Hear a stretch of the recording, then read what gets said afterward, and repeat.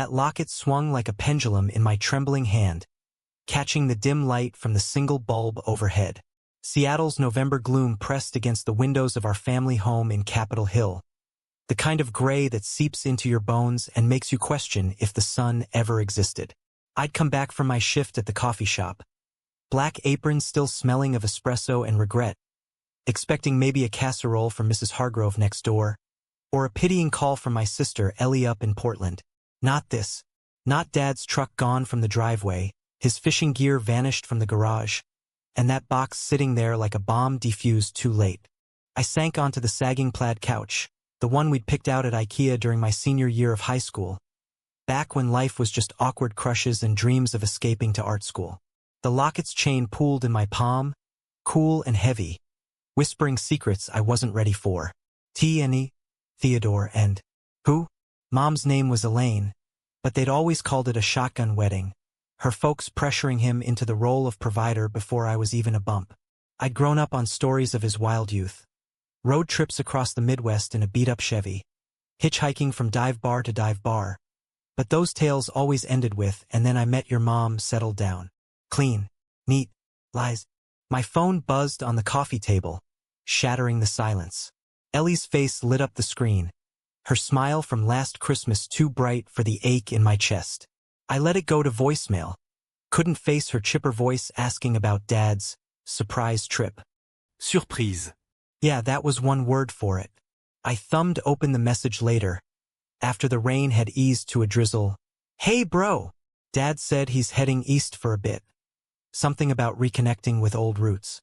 Call me when you get this. Love ya. Reconnecting. At 58, after 30 years of marriage, he picks now to reconnect?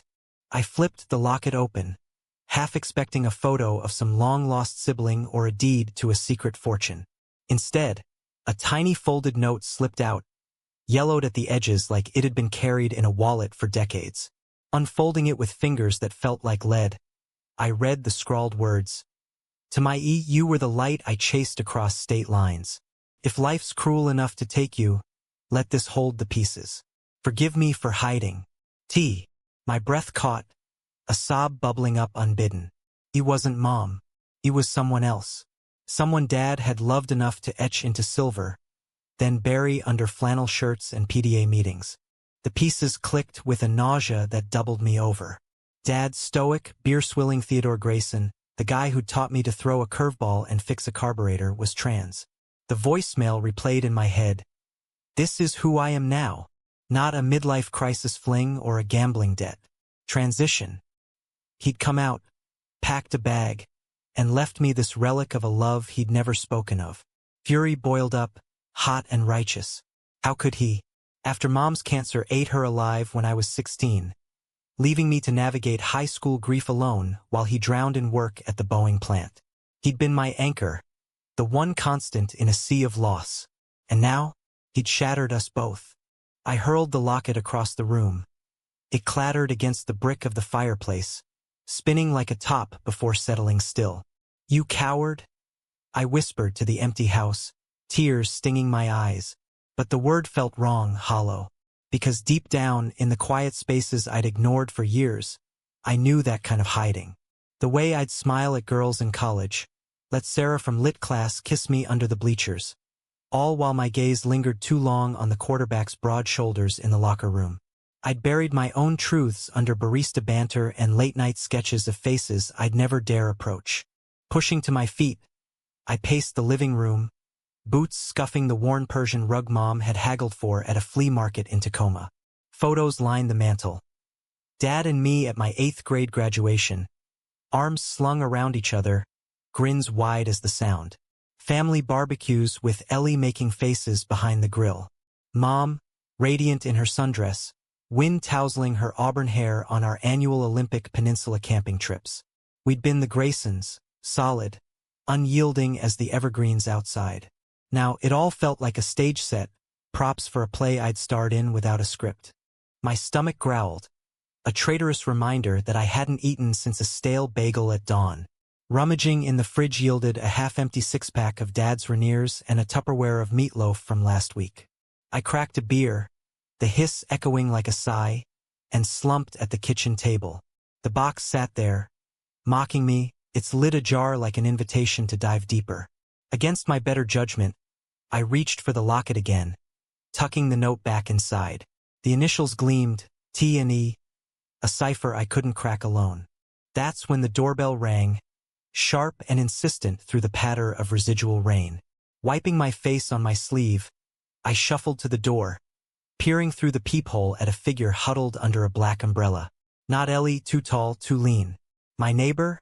No, the face was unfamiliar, sharp-jawed with rain-slicked dark hair curling at the collar of a wool peacoat. He lowered the umbrella as I cracked the door, revealing eyes the color of storm-tossed waves, gray-green and piercing. Nolan Grayson? His voice was low, laced with a faint East Coast edge, like he'd traded Boston winters for Pacific Northwest fog. He extended a hand, gloved against the chill. "I'm Teo, your dad." He asked me to drop this off if anything happened to him. Teo, T. My world tilted. The locket burned in my pocket like a brand. This stranger, this man with a name that matched the engraving, was the ghost Dad had left behind. And as he stepped inside, shaking off the rain like it was nothing, I realized the gift wasn't just silver and secrets. It was a door, cracked open to a past that would drag me under. He hung his coat on the rack by the door, movements precise, like someone used to folding his life into neat compartments.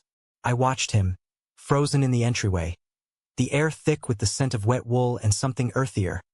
Cedar cologne? Maybe, or just the memory of pine from our backyard. Happened to him?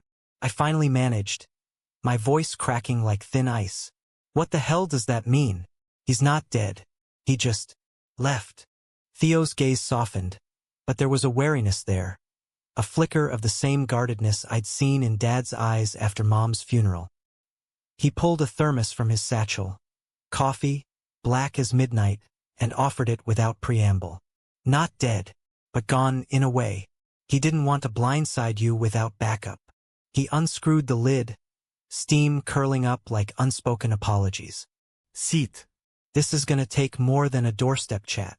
We migrated to the kitchen, the same table where Dad had taught me poker over root beer floats, his laughter booming when I'd bluff with a pair of deuces. Theo slid into the chair opposite, his frame filling the space in a way that made the room feel smaller, more intimate. Up close, he was older than I'd first thought, mid-40s maybe, with faint lines etching his temples like tributaries on a map. A professor? Artist? The satchel suggested academia, dog-eared books peeking from the flap. I took the thermos, the warmth seeping into my palms, grounding me. "So you're, eh? The one from the locket." He winced, a shadow crossing his face like clouds over the sound. "Evelyn, back then, before I knew better." His fingers drummed the table, a rhythm that betrayed nerves under the calm. "Your dad, Ted, he saved that note from '89. We were kids, really. Ran off to New York after college. Thought we could outrun everything. Families, expectations, the whole damn world telling us who we had to be." The words landed like punches, each one bruising a tender spot I'd hidden even from myself. I sipped the coffee bitter, strong, the way Dad liked it, and leaned forward. He never said a word. Not once. After Mom died, it was just us. Me and Ellie, piecing together normalcy while he worked doubles to keep the lights on. And now this? He comes out as her? And sends you? Theo's laugh was short, mirthless. Not her. Him fully. Theo suits him better than Evelyn ever did. He transitioned last year, quiet-like. Therapy, hormones, the works. But the locket? That's us, before the hiding started. He wanted you to have it because, well, he said you deserved the truth about love. The kind that doesn't fit in boxes. Love. The word hung there, heavy as the rain resuming outside. I thought of my own sketches, tucked in a drawer upstairs. Portraits of men from the coffee shop line, their smiles captured in charcoal strokes I'd never show the world. "Why now?" I pressed, voice barely above a whisper. "Why leave me to unpack this alone?" Theo reached across the table, his hand hovering near mine before retreating. "He's not alone either. We're trying again." After all these years. But he needed you to know first that his leaving isn't abandonment. It's becoming. The clock on the wall ticked relentlessly, marking the seconds since my world had fractured.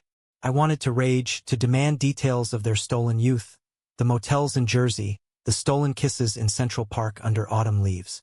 Instead, I felt a pull, magnetic and terrifying, toward this man who'd loved my father in a way I'd only dreamed of. "Tell me everything," I said, the words escaping before I could cage them. "From the beginning." And so he did, as the night deepened and the beer warmed in my veins. Theo spoke of a boy named Ted Grayson, fresh-faced from a Wisconsin farm, hitchhiking to NYU with a duffel of dreams and doubts. How they'd met in a Greenwich Village jazz club. Evelyn, fierce, poetic, with a laugh that cut through the smoke, reciting Ginsberg while Ted nursed a whiskey neat. "He saw me," Theo said, eyes distant. "Not the dress I wore to blend in, or the name my parents pinned on like a badge of shame. He saw Theo before I did."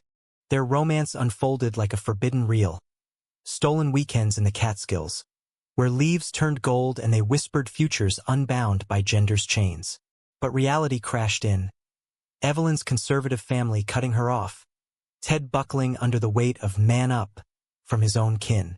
They parted in '90, Ted marrying Elaine in a haze of obligation, burying Theo's memory under fatherhood's demands. "He wrote me once a year," Theo continued, voice thick. "Postcards from Seattle, pictures of you kids. Holding steady," he'd say. But I knew he was breaking. I listened, the locket now around my neck, its weight a talisman against the ache. By midnight, the story wove into my own. How I'd felt the first stirrings at 14, watching the lifeguard at Green Lake, heart racing not from the swim but the curve of his jaw. How college had amplified it, hookups with women that left me hollow, until I ghosted everyone and dove into solitude. "You're like him," Theo said softly, as embers died in the fireplace, "carrying too much, too quietly." He left at dawn, promising Dad would call soon. I watched his taillights fade down the slick street, the locket warm against my skin. For the first time, the house didn't feel empty. Felt like a beginning, raw, uncertain, but alive with possibility. Little did I know, the real storm was brewing, one that would test every thread of trust I'd just begun to unravel. The days blurred after Theo's visit, a haze of double shifts at the beanery and sleepless nights staring at the ceiling fan's lazy spin. Capitol Hill pulsed around me, neon signs flickering over Pike Street's throng of hipsters and hustlers, the air thick with weed and fried dough from the food trucks. I'd always loved the neighborhood's chaos, its unapologetic queer undercurrent that let me blend without confessing. Now it mocked me. Every rainbow flag snapping in the wind felt like a dare. "Come out, Nolan. Own it." Dad didn't call. Ellie blew up my phone with updates. "He's in Chicago. Sounds happier than I've heard in years." But her optimism grated, a reminder of the sisterly bond I'd always envied. She was the golden child, out and proud with her wife in Portland, while I played the straight-laced brother, the one who didn't need labels. Bullshit.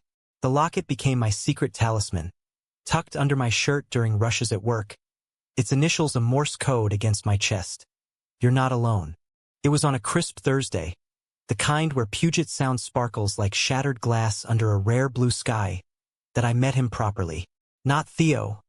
Someone new, someone who crashed into my orbit like a comet. I was wiping down the espresso machine, foam flecking my apron, when the bell above the door jingled with purpose. He strode in, all lean muscle and quiet confidence, in a faded mariner's hoodie and jeans that hugged just right. Dark curls tamed under a beanie, hazel eyes scanning the chalkboard menu with the focus of a man deciding his fate. "Coffee, black. Largest you've got," he said, sliding a 10 across the counter. His voice was warm, laced with that Pacific Northwest drawl, soft vowels, like waves lapping Alki Beach. I nodded, punching the order into the register, our fingers brushing as I handed back change. Electricity sparked, the kind that makes your pulse stutter. "Name's Nolan," I said, bolder than intended, steaming the milk even though he hadn't asked for it. Flirtation, my old crutch. Julian, he replied, leaning on the counter, elbows bracketing the tip jar. But friends call me Jules. You got any of those pumpkin spice abominations left? For science. I laughed. A real one, the first in days, and poured him a taster. We bantered through the rush, him sketching on a napkin while I frothed lattes for the lunch crowd. Turned out he was a graphic designer, freelancing from a studio in Fremont, chasing gigs that paid in ramen and rejection emails. Art's a bitch, he said, eyes crinkling. But it's honest. Unlike corporate drone life. By closing, the shop empty save for the hum of the fridge, he lingered, doodling a cartoon of me as a barista superhero. Cape made of coffee sleeves. Faux a latte art fail. Your smile's killer, he said, capping his pen. Like it could light up the whole damn sound. Heat flooded my face. The locket suddenly heavy. Wanna grab a beer? There's a dive on Broadway, nothing fancy. He grinned, slinging his messenger bag over one shoulder. Lead the way, Nolan. The rusty anchor was a hole-in-the-wall gem, sticky floors and jukebox crooning Springsteen under strings of Edison bulbs. We claimed a booth in the back, knees brushing under the table as we split a pitcher of local IPA. Conversation flowed easy. His love for indie comics. My half-assed comics from high school that I'd abandoned after Mom's death. Grief's a thief, I admitted, tracing condensation on my glass. Steals your fire. Jules nodded, his hand finding mine across the scarred wood. A tentative squeeze that sent my heart into overdrive. Mine took my brother. Car wreck, 3 years back. Left me sketching ghosts. His thumb stroked my knuckles, a promise in the touch. But hey, we rebuild. Brick by stubborn brick. That night, we walked the hilly streets back to my place, the city lights winking like conspirators. At the porch steps, he pulled me close, lips brushing mine in a kiss that tasted of hops and hope. Soft, searching, the world narrowing to the press of his body against mine. No rules, no labels. Just us, under the sodium glow of the street lamp. He stayed till morning, tangled in sheets that smelled of him. Clean soap and graphite. Waking to his sleepy grin, coffee brewing in the kitchen, felt like stealing sunlight. Morning handsome, he murmured, nuzzling my neck as I stirred eggs. For the first time since the box, the house hummed with life. Not echoes, but presence. But joy's a fragile thing in Seattle's drizzle. 2 weeks in, bliss cracked. Dad finally called, his voice thinner, lighter, like the hormones had stripped away the baritone armor. Nolan, kiddo. I'm in Philly now. Theo's been a godsend. Keeps me grounded. We talked for an hour, halting at first, then spilling over. He confessed the years of dysphoria, the mirror he'd avoided, the love for Mom that was real but shadowed by his own cage. The locket's yours now, he said. Wear it for both of us.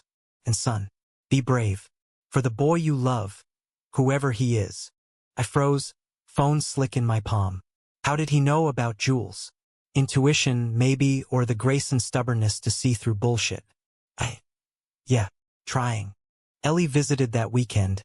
Train from Portland depositing her on my doorstep with a duffel and a bottle of Pinot. She hugged me fierce, then held me at arm's length, scanning my face. You look lighter. Spill. Over takeout pho from the spot on 15th, I did Theo, the locket, Jules. Her eyes widened, then softened with that big sister knowing. Dad's brave as hell. And you? Sounds like you're catching up. She clinked her glass to mine. To truths. May they set us free, not fuck us over. Famous last words. The betrayal hit like a squall off the Strait of Juan de Fuca. Sudden, fierce, leaving wreckage in its wake. It started with a text from an unknown number. Saw your boy with someone else. Rusty anchor last night. Thought you should know. A friend. Attached a blurry photo. Jules in our booth, laughing with a guy, tall, tattooed, hand on his thigh. My stomach plummeted. I confronted him that evening, storming his studio in Fremont, the locket swinging like a noose. Who's he? I demanded, shoving the phone under his nose. The air reeked of turpentine and lies. Jules paled, stylus clattering from his fingers. Nolan, wait! It's not. But the hesitation damned him. Turns out, the guy was an ex. Mark. The toxic one who'd cheated through their 2-year mess. Fresh off a breakup and begging for scraps. He cornered me, Jules pleaded, eyes pleading. I told him off. Swear. But doubts of venom, slow burning. You didn't text me. Didn't say shit. My voice broke, the hurt raw as an open wound. Am I just the rebound? The safe, straight guy experimenting? No. He reached for me, but I flinched back, the door slamming behind me like a guillotine. I drove aimlessly that night, tires sluicing through puddles on I-5. Radio blasting Nirvana's unplugged set till my throat ached from screaming lyrics. Pulled over at a viewpoint overlooking the black expanse of Lake Washington. I clutched the locket, tears hot on my cheeks. What now, Dad? I whispered to the stars peeking through clouds. Betrayal from Jules, from the fragility of this new vulnerability. It echoed Dad's own hidden heart, the risks of loving outside the lines. Theo called at 2 a.m., his voice a lifeline in the dark. Your dad's worried. Said you sounded off earlier. I spilled it all, the kiss, the photo, the fracture. He listened, then. Love's not a straight path, Nolan. It's a switchback trail. You fall, you climb. But you don't quit. By dawn, resolve hardened. I wouldn't destroy this. Not the locket, not the boy I'd glimpsed in the mirror last night. Brave enough to kiss a man under streetlights. Jules deserved a chance to prove it. And me? I deserved to fight for it. Reconciliation isn't a Hallmark card. It's trench warfare, mud-caked boots and barbed wire doubts. Jules and I met at Discovery Park the next afternoon. The trails slick with fallen cedar needles, salt air whipping off the sound like a challenge. He waited at the lighthouse, hands shoved in pockets, face etched with the kind of regret that carves canyons. I fucked up, he said, no preamble as I approached. Not telling you? Coward move. Mark's poison always has been. But you're the antidote. I wanted to believe him, the locket a steady thrum against my heart. We walked the loop trail, words tumbling out like loose stones. He confessed the ex's ambush at the bar. Old habits dying hard. A weak moment of nostalgia turned toxic. I blocked him. For good. His hands slipped into mine, calluses from stylus grips rough against my palm. Stay? Let me earn it. I did. Tentative at first. Texts through shifts, stolen lunches at the market where he'd sketch me amid the stalls, capturing the curve of my jaw in quick lines. But trust rebuilt slow, layered like Seattle's fog over the hills. We dove deeper. Movie nights at my place, binging queer classics like Moonlight on the couch. His head on my shoulder, commentary flowing freer than the wine. That scene, he'd murmur during the beach climax. Hits like your kiss did. Raw. Real. Intimacy bloomed emotional, not carnal. Shared silences over Dad's letters, which started arriving weekly now, postmarked from Philly. Ted, fully Ted, with a new email and a voice that cracked on calls. Wrote of his days. Support groups in Rittenhouse Square, job hunting as a machinist under his true name. Theo's teaching me to breathe again. One read. Like you, son. Learning to love without apology. Jules read them aloud sometimes, his voice steady where mine wavered, turning pain into poetry. Ellie met him over Zoom, her Portland loft a backdrop of bookshelves and plants. Cute, she texted after with a winky emoji. Don't scare him off, bro. Her approval warmed like summer sun, rare in our rainy clime. But conflict loomed, a shadow lengthening with autumn's tilt. Dad announced his return, not to stay, but to visit, a layover in Seattle before settling in Boston with Theo. Need to face the house, he said on the call, voice steady but laced with fear. With you, if you're ready. I wasn't. The idea of seeing him, him, post-transition twisted my gut. What if the man who'd bandaged my scraped knees was gone, replaced by a stranger in estrogen-softened features? Jules sensed it, pulling me close one night after a nightmare jolted me awake, sweat-soaked and gasping. He's still Dad. he whispered, fingers tracing the locket's chain. Just more himself, like you're becoming. His words lingered as I prepped the house, airing out the guest room, scrubbing the kitchen till it gleamed. Theo arrived first, train from the East Coast depositing him at King Street Station with a suitcase and a tentative smile. He's nervous, he confided over coffee. The same thermos ritual. Thinks you'll hate the new him. I don't hate, I said, meaning it. Just adjusting. Dad, Ted, stepped off the Amtrak 2 days later. A knit cap pulled low over cropped hair, scarf muffling a voice I'd only half recognized on calls. He looked lighter, cheeks softer, eyes brighter. The flannel traded for a wool sweater that hugged a frame no longer armored by denial. We stood on the platform, Union Station's bustle swirling around us like indifferent waves. Nolan, he said, arms opening hesitant. I crossed the gap, hugging him fierce. The scent of Old Spice mingled with something floral, hormones, maybe, or just vulnerability's perfume. Welcome home, Dad. The visit unfolded in fits. Awkward dinners where Ellie joined via video, her jokes bridging silences. Walks along the waterfront, fairy horns blaring as we skirted Pike Place's chaos. He shared stories I'd begged for as a kid, now unfiltered. The farm boy dreams, the drag shows in Milwaukee basements where he'd first glimpsed freedom. Evelyn was a cage, he admitted, gazing at the Olympics across the water. Ted's the key. Jules charmed him effortlessly, over burgers at Elliot's Oyster House. Talk of design bleeding into Ted's old Boeing blueprints, laughter easing the tension like tide pulling back. Good kid, Ted murmured later, clapping my shoulder. Holds your light right. But the high tide of reunion crashed against hidden reefs. One evening, as rain lashed the windows and Jules sketched in the living room, Ted pulled me aside to the back porch. The air was crisp, evergreens dripping like wept secrets. There's more to the gift, he said, voice low. The locket's just the start. Theo and we weren't alone back then. My stomach nodded. What do you mean? He sighed, breath fogging the chill. There was a third. Your mom knew in the end. Elaine wasn't blind. She loved me, us enough to share the truth. But after she passed, I buried it deeper. For you. The revelation landed like a rogue wave. Mom, complicit in the hiding, the woman who'd baked apple pies and cheered at my games. Harboring Dad's double life? Who? I demanded, pulse thundering. A friend. Gone now. But the letters. They're in storage back east. Proof if you want it. I did. God, I did. But wanting and having warred inside me, a storm of curiosity and fear. That night, as Ted retired early and Jules curled against me in bed, I confessed the bombshell.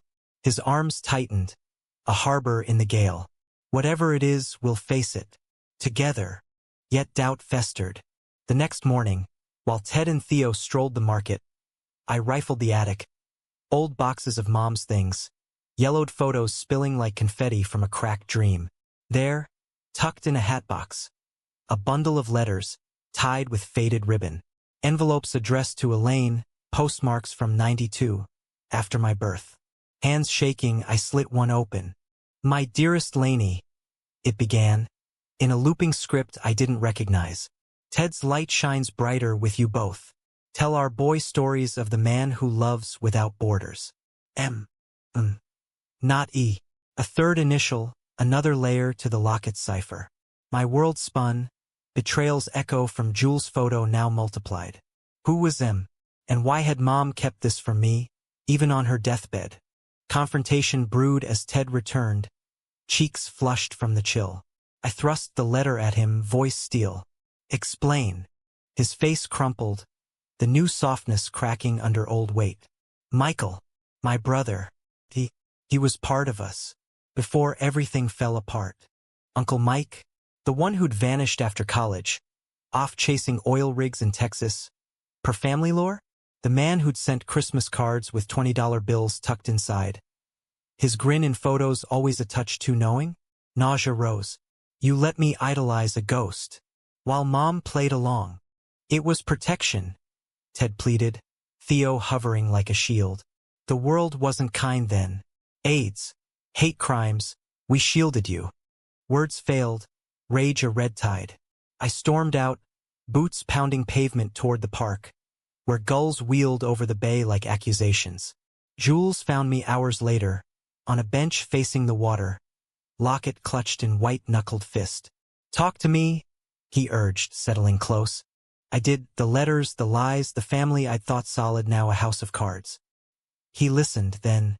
"Betrayal's a teacher, not a tomb. They hid to survive. Now you choose. Bury it or build on it." His wisdom, simple as sea glass, cut through the fury. By dusk, we walked back, hand in hand, to face the music. Forgiveness wasn't instant. Dinners turned tense, questions sharp as salmon knives. But threads mended, slow stitches over wounds. Ted shared more. Mike's death in '95, AIDS claiming him in a Dallas ward, the guilt that chained Ted longer.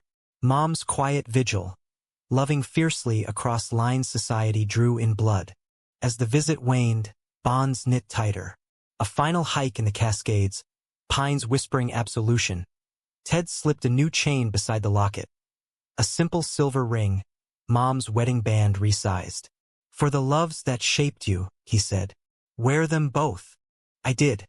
And as his train pulled away, Theo's arm around his waist, I felt the weight lighten. Not gone, but shared. Back home, Jules waited with takeout and a sketch. Our hands intertwined, initials etched, N and J, beside TEM, L. A mosaic, not a monolith. But climax crested soon after, a tempest neither anticipated. Winter clamped down on Seattle like a vice, holiday lights twinkling defiant against the solstice dark. Jules and I settled into rhythm. A life woven from his studio deadlines and my beanery closings. Weekends lost in board games at friends' lofts or drives to Bainbridge Island, ferry rocking us toward quiet coves. The locket and ring became talismans, glinting under flannel as we navigated coupledom's uncharted waters. No grand declarations, just the steady burn of compatibility. His playlists syncing with my sketches, my head on his chest during Brokeback Mountain reruns, tears unspoken but shared. Ted's letters evolved, photos now, him and Theo at a Boston Pride March, rainbow flags framing smiles I'd missed in his old stoicism. "Your mom's proud," one captioned, a faded snapshot of Elaine enclosed, her eyes sparkling with secrets kept kind. Ellie visited for New Year's, dragging us to a queer-friendly bash in the ID, where confetti rained and resolutions whispered felt possible. "To family, redefined," she toasted, clinking champagne flutes. Yet under the glow, fissures lingered. Jules' ex, Mark, resurfaced like a bad sequel. Voicemails deleted but echoes persisting. Whispers from mutual friends about old flames flickering. I brushed it off, trust a muscle flex daily. But when my phone lit up one sleety February eve with a call from an unknown Portland number, the past clawed back. "Nolan?" To Sarah. From college. Her voice, bubbly as ever, sliced through static. The girl I dated junior year. The one who'd called me, sweet but distant. Before I ghosted mid-semester. Panic over my wandering eyes too acute to confess. "Sarah?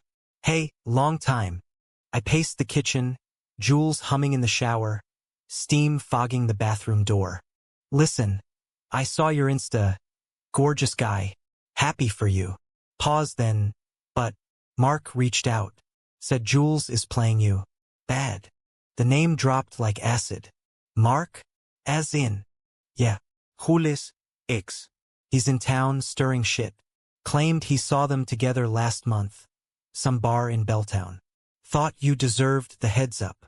Doubt that old serpent coiled tight. I thanked her, hung up, and scrolled old texts. Jules' alibis for that weekend gig in Tacoma, vague as fog. When he emerged, towel slung low, I confronted him, voice pitched low to mask the quake. "Mark's talking. Again." Jules froze, water dripping from curls. "What now?" "I told you. Sarah says he saw you. Belltown. Last month." His face shuddered, a storm front rolling in. Fuck him. It was a client meet networking, Nolan. Drinks, nothing more. With your ex? And you didn't mention? The ring bit into my palm, silver promise turned accusation. Because it's nothing. Frustration edged his tone, the first crack in our armor. Mark's a ghost I exorcised. Why drag him into us? We argued through dinner, cold pad thai from the fridge, words sharper than chopsticks. He stormed to the studio, door slamming like punctuation. I curled on the couch, locket open, tracing T and E, betrayal's pattern. Hidden truths, well-intentioned silences exploding into shrapnel. Morning brought olive branches, coffee steaming on the counter, a napkin sketch of us as superheroes, capes billowing. Truce? He asked, eyes pleading. I'll block every contact. Transparency oath. I nodded, wary but willing. We rebuilt. Therapy sessions at a queer center in Capitol Hill. His vulnerability matching mine. Unpacking Mark's toxicity. My fear of abandonment echoing Dad's ghosts. We're not them, Jules affirmed one session. Our hands linked on the worn leather couch. We're us. Spring thawed the city, cherry blossoms dusting Queen and like pink snow. Ted and Theo announced a commitment ceremony, small in Boston Common, inviting us east. Witness our redo, Ted wrote. The love we almost lost. We flew out in May, the red eye depositing us in Logan amid bloom-heavy air. The ceremony was intimate. A justice of the peace under copper beeches, vows exchanged with rings that echoed the locket's silver. Ellie officiated via video from Portland, her tears mirroring mine as Ted, radiant in a linen suit, voice steady, vowed. To the boy who saw me first, and the man who loves me still. Theo's eyes shone, pulling Ted close. And to the family we build now. Reception at a harborside bistro. Lobster rolls and laughter. Mike's memory toasted with a candle flickering on the cake. Ted pulled me aside later, overlooking the Charles River sparkle. You came out for this. Proud. More than, I said, Jules' arm warm around my waist. Thanks for the push. Back in Seattle, harmony reigned, until the squall hit full force. It started innocuous. A freelance job for Jules, big client in LA, week-long trip. Video calls every night, he promised, kissing me at the gate. Miss you already. I did too, the house echoing without his sketches cluttering the table.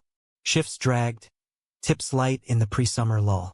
Then, day 3, a knock at midnight, rain sheeting the porch. Mark stood there, soaked and wild-eyed, reeking of bourbon. Where's Jules? He ghosted me mid-project. LA? I snapped, blocking the door. And you're not welcome. He laughed, bitter. Oh, naive Nolan. He's there with me, us, always has been. The words gutted me. I shoved him back, door slamming, but poison seeped. Texts to Jules went unread till morning. Client dinner. Phone died. Love you. Doubt warred with trust.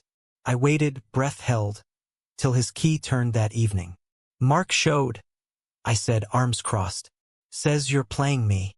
Jules dropped his bag, exhaustion carving his face. That bastard. The LA gig? His company. He sabotaged it. Tanked the pitch to force a reunion. I walked. Fired the fucker. Proof tumbled from his laptop. Emails, timestamps, a resignation draft. Relief crashed, but fury followed. Why him? Why risk us?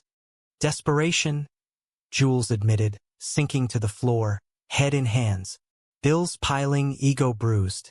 Thought one job. But no, you're my priority. We held each other through the night, sobs mingling with rain. Betrayal clarified. Not his, but Mark's machinations. A villain scripted from our fears. End it, I whispered. Cut all ties. He did. Restraining order filed by week's end. The ordeal bonded us deeper. Vulnerabilities forged, tempering love into steel. Summer bloomed golden. Our first anniversary marked with a ring. Simple band. Engraved N&J. No more ghosts, Jules vowed, slipping it on over the locket. But fate, cruel dramatist, scripted one final act. Autumn returned. Leaves turning the parks into fire. but our flame burned steady. Jules landed a gallery show in Pioneer Square. Bold abstracts born of our storms, colors swirling like emotions unchained. Opening night, I hovered proud in the crowd, Ted and Theo flown in for the spectacle, Ellie's cheers echoing from a live stream. To Nolan's muse, Ted toasted post-show, arms around us all in the dim-lit after-party. Life's mosaic gleamed. Morning runs along the locks, where salmon leaped like renewed hopes. Lazy Sundays sketching each other, lines blurring into laughter. The locket, once a burden, now a bridge. Conversations with Ted weekly, his transition a beacon for my own quiet coming out to old friends. No fanfare, just truth exhaled. Yet the climax crested unbidden. A wave from the deep. October's end. A call from Boston.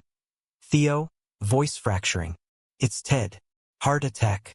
Stable, but come quick. We boarded the first flight, my hand vice-tight in Jules. Logan to Mass General blurred, sterile halls, beeps syncing with pulse. Ted lay pale in ICU, tubes snaking like regrets undone. Knew you'd come, he rasped, eyes finding mine. Theo hovered, hollow-cheeked. The man who chased light now shadowed. Days merged. Vigils by his bed, specialists murmuring of stress, hormones, age's toll. Fought too long hidden, the doc said. Guilt knifed me. Had my anger, the letters unveiling, hasten this? Jules anchored, fetching coffees, holding Theo through sobs. He's a fighter, he whispered. Like you. Nights in a hotel nearby, we clung. Sex absent, just skin to skin, whispers weaving futures.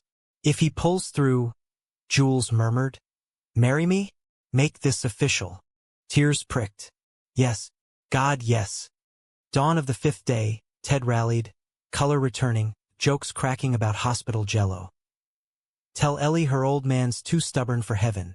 We laughed. Relief a balm. But the scare etched deep.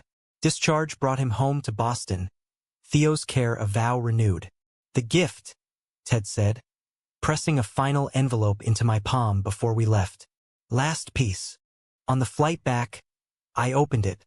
A deed, co-signed. Half the old Wisconsin farmhouse, deeded to me and Ellie.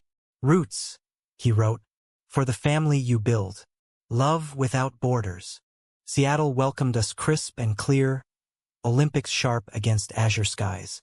Jules proposed proper that weekend. Knee in the sand at Golden Gardens, ring glinting beside driftwood. Forever? He asked, voice thick. Forever? I echoed, sealing it with a kiss, waves applauding. Months spun. Engagement party in the hill, rainbow cake and toasts from kin old and new.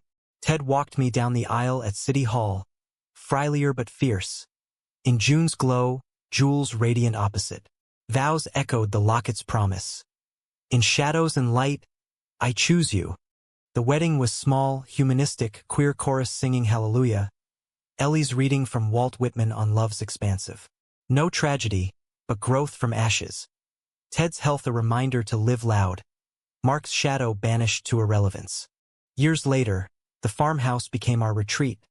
Jules and I restoring its summers. Ellie visiting with her kids, Ted and Theo doting uncles. The locket hangs in a frame now, beside Mom's photo, initials a constellation of loves endured.